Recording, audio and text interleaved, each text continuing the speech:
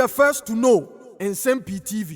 Now, in just a few days, yeah, elected Dr. Mahmoud Bawumia, yes, he will be a flag bearer of the new Patriotic Party. Wa choco a fita make us say enviable.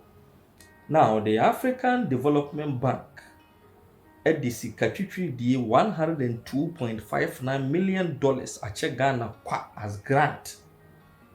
Yeah, almost say idea or de be support to the government's fiscal consolidation and economic recovery program that is aimed at boosting recent fiscal consolidation and economic recovery reforms. Now, according to the African Development Bank in Penifo, they had a conversation with the Vice President Dr. Mahmoud Bawumia sometime last year about nhyehyɛeɛ Ghana aban de egu akwan after and post-COVID for the recovery of the economy. Now, upon listening to him, na wɔn hwɛ sɛ nhyehyɛeɛ na wɔn tie de free na no ɛyɛ adwuma wɔn Ghana they have absolute confidence in him. Say ɔno ɛne nipa aka ɛka ne ho can truly recover the economy. Hence, the signing of a $102.59 million grant to the government of Ghana. Now, signing on behalf, na Yamame Abena Osei Ashare, ya oye Deputy Finance Minister. Na all kasa was ceremony no also can say the grant no it signifies more than just financial assistance. No, represent a vote of confidence in a partnership built on trust, shared objectives, and a firm belief in Ghana's prospects. Ochiremu say the two parties, that is the African Development Bank and the government of Ghana, now deepening the partnership with the signing of an agreement for the implementation of the budget support program. Now, the program is expected to enhance fiscal consolidation measures and contribute to increased resource mobilization intended to create more financial capacity for the government's investments in the country. It will also strengthen the financial sector to attract private investment into critical sectors of the economy, including the agriculture sector. Overall, the program will facilitate the government's economic recovery reforms through enhanced public finance, increased productivity, and job creation.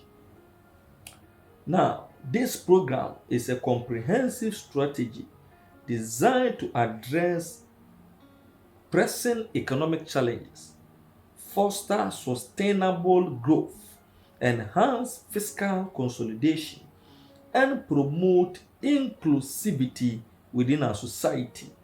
We are therefore dedicated to harnessing this potential for the benefit of our citizens.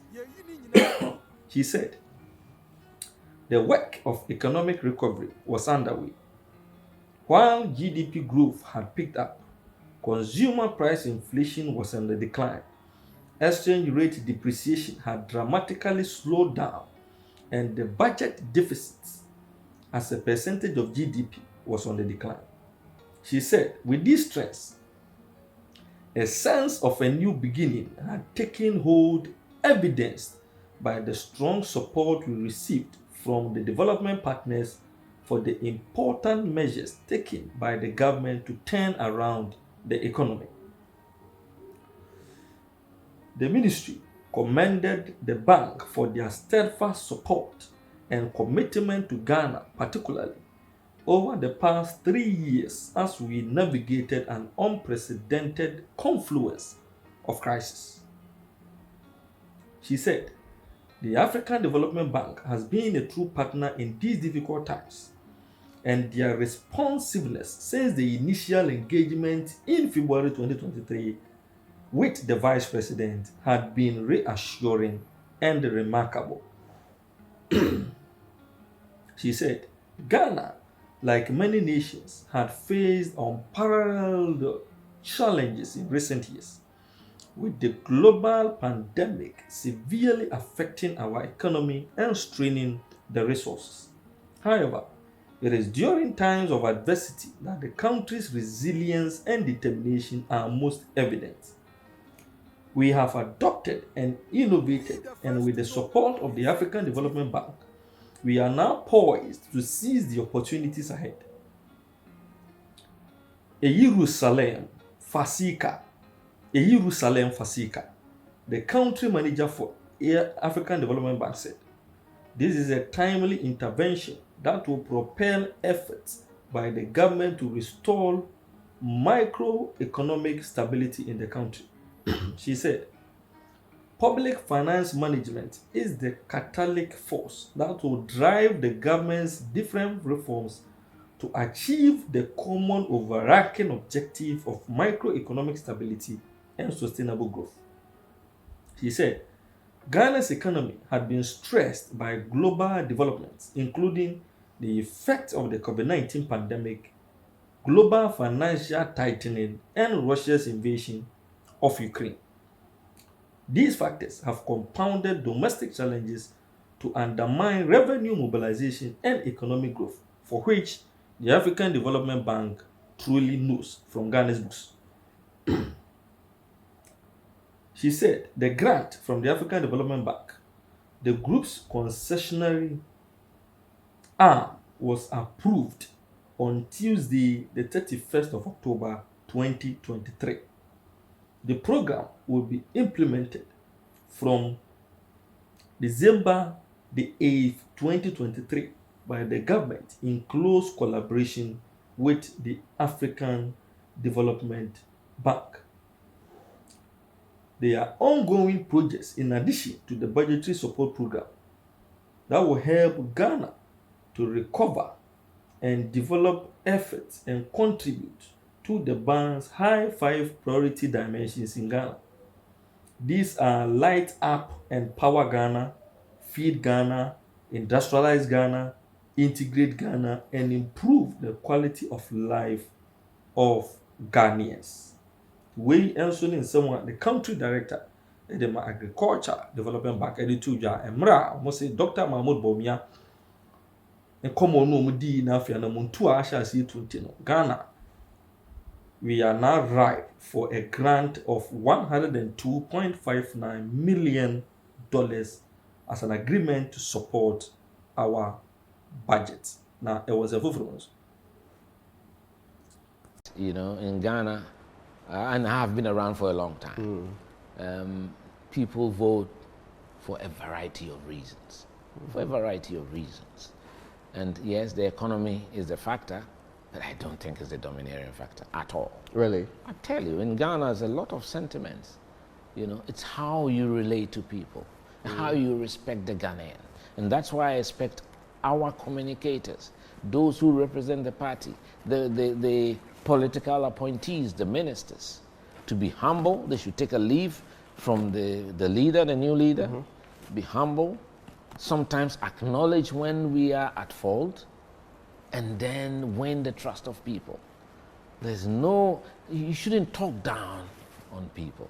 Sometimes I've listened to people speak, and sometimes the power makes you feel like you're floating. They've got to get their feet firmly planted on the ground.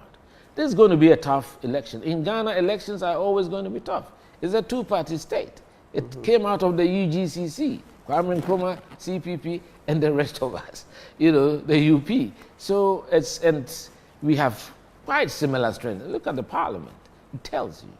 I'm always confident the MPP any day will do our 45, 46. The NDC will do the 41, 42. There's a little spread that we always fight for. Yeah. But we are closer to getting the 50 all the time.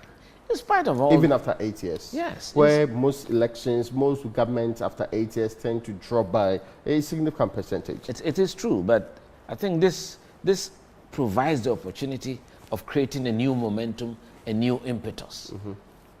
And I'm very hopeful that the flag bearer, would offer the party that impetus, that energizing of the party base. Because it is the excitement and the enthusiasm of the base that wins you the elections. And that is why I think the polling station executives should focus on their work. Would he have to clearly separate and let the people know that this is my vision and it's separate from the outgoing government's own? Would he have to dissociate himself from, say, the happenings within the current government to succeed? Look, let me tell you something. Let's not create the impression that the current government hasn't done anything positive. I don't subscribe to that. There have been shortcomings. There have been difficulties on different fronts. It's a fact. That's the reality that we face. It's a fact. And he, as a vice president, will have to carry some of that. At the end of the day, John Mahama would know more than most. He's been vice president and president. Yeah. He knows there's a sea of difference in the two offices. So we've got to cut Dr. Bawumia some slack, okay? The buck doesn't stop with him. And in any case, there have been a lot of areas that we can be proud of as a government and areas that think we need improvement, okay? So I think it is his vision on how to cut the waste, to make sure that there's value for money on government contracts and procurement. That's where we are bleeding a lot as a country. And as a civil engineer, I know what I'm talking about. The cost of a kilometer of road in Ghana is about the most expensive on the African continent. It shouldn't be so. Whether we are getting value for money for our projects, whether contractors are being given strong defect liability periods to make sure that there's maintenance, whether we are going to create a maintenance culture in this country. Those are the things that I want to hear and see him do. You understand? So it is not so much the politicking.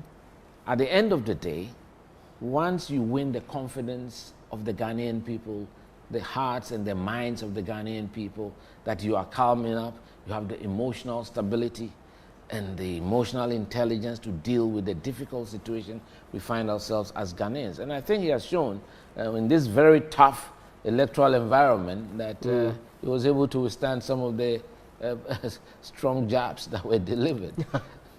By yourself included. That's right, I know that, yes. I know that. What's the relationship now? I've always had a good relationship with Dr. Bawumia. When I was General Secretary, I used to pay him visits to him in Kanda. They were not very excited that you said he came late to the party and that he's... I didn't say he came late. I was correcting. Yes. See, it's important that the media speaks the truth and provides the background to these things. You know, the statement, the question that was asked was very derogatory to the image of the party, as if to virtually blackmail us into electing him. And I said, no, you shouldn't say that. And that I think he's been here for 16 years. He's strong enough to go out there and campaign on his own steam. You didn't need all these chief executives massing around him. I think if you've been the running mate for this amount of times and been vice president, since you are strong enough, you've built enough, so allow him to win on his own steam. That was number one. Number two, I was just saying that for someone who came in at the time, and it is the fact, I was just clarifying things. In Ghana, when you are speaking the truth, we need to state history as it is. He himself said it. And it is a fact that in 2008, when President candidate Akufo-Addo introduced him, he was not a member of the party. But that's 16 years ago. 16 years ago was a whole generation. You understand? So it was not intended to attack him. Yeah. I never did. I like to correct history. He's not the only person I corrected. I corrected Kennedy Japan when he made certain claims about certain monies in 1992. You know, I think it's important that the truth should be our mantle as politicians. No, I get your point, except that, I mean, I was asking whether or not, because people said you later on endorsed him.